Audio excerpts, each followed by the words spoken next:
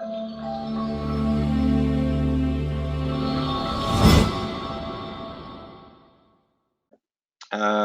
I use stochastics on the 15-minute time frame analysis for a range market? I know you mentioned to not use it for the 5-minute time frame, but on the slides you mentioned to use it for the 15. So at the end, I'm not sure if I should analyze the stochastics on the 60 time frame and 15. Okay, so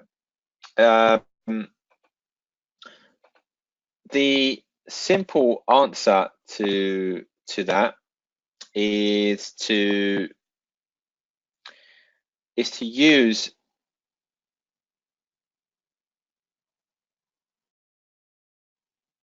it. So sorry guys. So the simple answer to that question is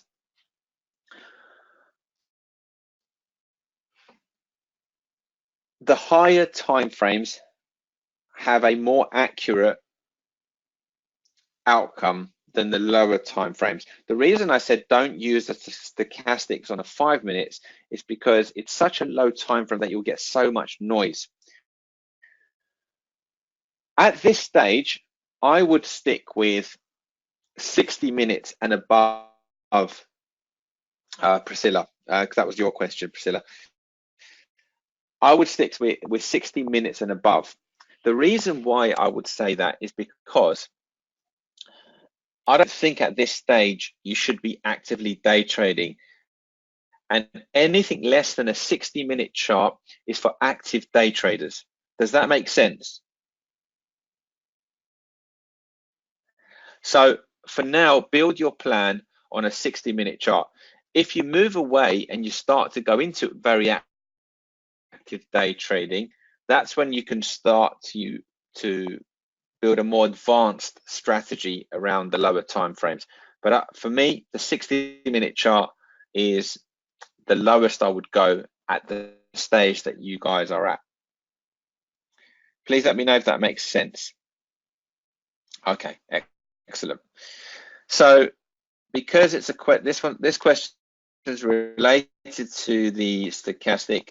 So if anybody watched the market commentary that we sent, essentially that was regarding the Kiwi. What settings did I use? Let me go to that right now and I will show you.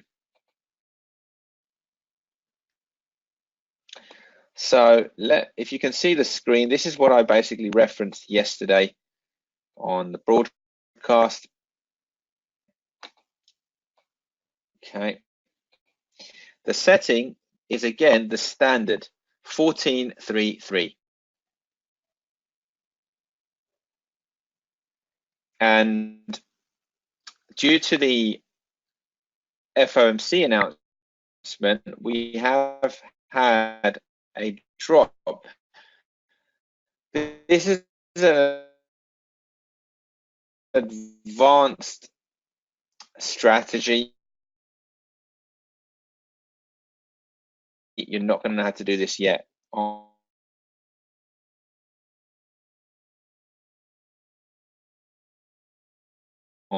through the applied course. Apart from you, Saulo, this here is actually a hidden buy for this market to start to potentially move higher.